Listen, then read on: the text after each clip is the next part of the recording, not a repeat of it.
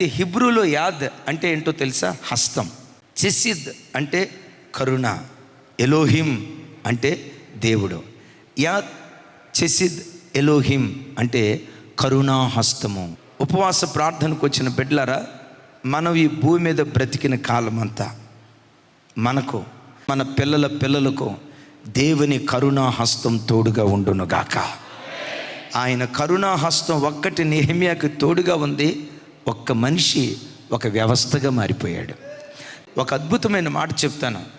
141 సంవత్సరాల చరిత్రలో ఏ ఇశ్రాయేలీయుడు చేయలేని ఒక ప్రత్యేకమైన కార్యం నెహెమ్యా ద్వారా దేవుడు జరిగించాడు. క్రీస్తు పూర్వం 586 సంవత్సరంలో యెరూషలేము మందిరం పడగొట్టబడింది. ప్రాకారాలు పడగొట్టబడ్డాయి. 70 సంవత్సరాలు అయిపోయిన తర్వాత జెరుబ్బాబెలు నాయకత్వంలో ఇశ్రాయేలీయులు యెరూషలేముకి వచ్చారు. మందిరాన్ని కట్టారే కానీ ప్రాకారాలు కట్టలేకపోయారు. మా వల్ల కాదు, చేతులు ఎత్తేశారు. ఎజ్రా నాయకత్వంలో రెండవ గుంపు వచ్చింది ఇశ్రాయేలు దేశానికి. మరలా వాళ్ళు మందిరాన్ని కట్టగలిగారు కానీ ఈ ప్రాకారాలు కట్టలేకపోయారు. ఎందుకో తెలుసా? ఆ ప్రాకారం యెరూషలేము చుట్టూ దరిదాపుగా 4 కిలోమీటర్ల వైశాల్యంలో ఉంటుంది.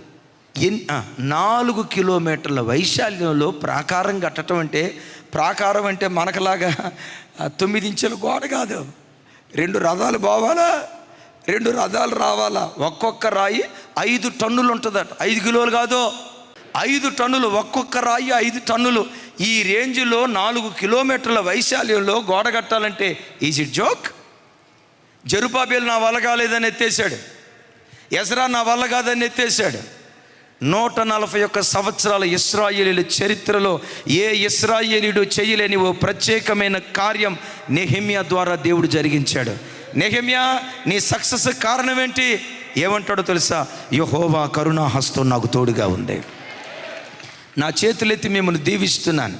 మీ పితరుల చరిత్రలో, మీ పూర్వీకుల చరిత్రలో, మీ వంశావళి చరిత్రలో మీ పూర్వీకులు ఎవ్వరూ సాధించలేని విజయాలు ఈ ఉపవాస ప్రార్థన ద్వారా మీరు సాధించున్నట్లుగా దేవుడు మిమ్మల్ని నిలవబెట్టునుగాక. మీ పిల్లలు సాధించున్నట్లుగా దేవుడు నిలవబెట్టునుగాక.